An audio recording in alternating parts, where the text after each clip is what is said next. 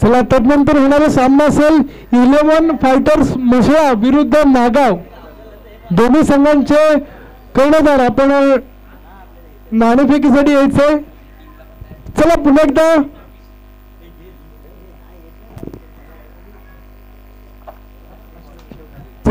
आपण मॅच कडे बोलतोय. फलंदाजीसाठी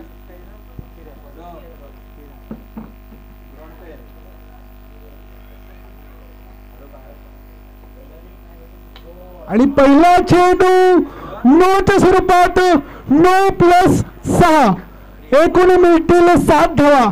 आणि या चेंडूवरती सुद्धा आता फ्री हिट आहे.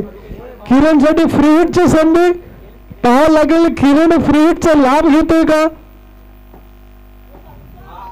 किरण आणि आशू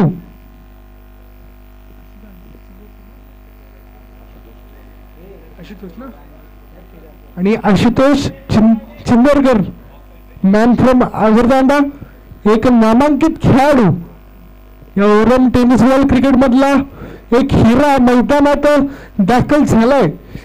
पण मात्र किरणने या ठिकाणी षटकारापासून सुरुवात केली. श्री गणेशा केलाय, सुरुवात केली, मोठा फटका आणि आत्ता फ्री हिट. आणि फ्री हिटच्या वेळी प्रयत्न होता मोठा फटका खेळायचा, परंतु आता निर्धाव चेंडू होतोय. स्कोर कार्ड वरती 1 चेंडू आणि 7 धावा. हुसेन विरुद्ध किरण विरुद्ध हुसेन. आणि आता मात्र ऑफ साइडला खेळलाय. तेव्हा किती धावा मिळतील? आणि मिळतील तब्बल 4 धावा. चौकार.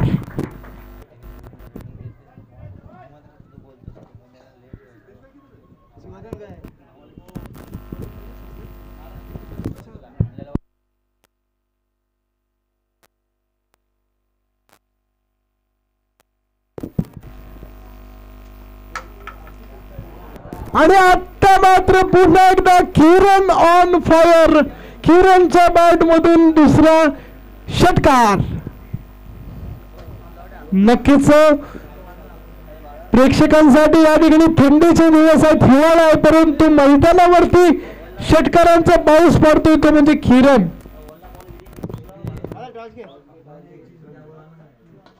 आणि आता मात्र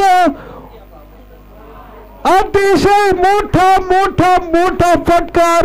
किरणच्या बॅट मधून तिसरा झणझणीत षटकार.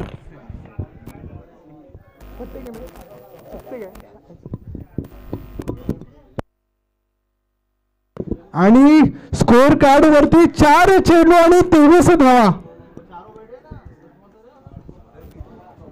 नक्कीच हुसेन याची लाईन आणि लेंथ थोडीशी बिघडलेली दिसते.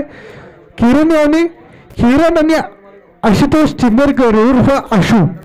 किरण आणि आशू एक चांगली जोडी मानली जाते. टेनिस बॉल क्रिकेटच्या स्पर्धेमध्ये आपण त्यांना विविध लीग मध्ये मोठमोठ्या टुर्नामेंट मध्ये आपण त्याला फलंदाजी करताना पाहिलं. पुन्हा एकदा सज्ज होतो गोलंदाज.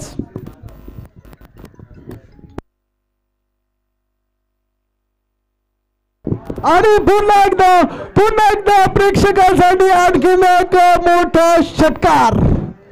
नक्कीच षटकार, अतिशय सुंदर फलंदाजी. आणि या ठिकाणी किरणच्या बॅटमधून षटकारांची हॅट्रिक पाहायला मिळाली. एक सुंदर फलंदाजी, आक्रमक स्ट्रोक.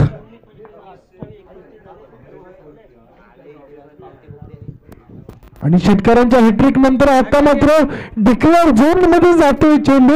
एक धाव मिळेल 1D स्वरूपात. आणि आगरतांडा हा संघ विजय झालाय. विजय संघाचे हार्दिक अभिनंदन. पराभूत संघाचे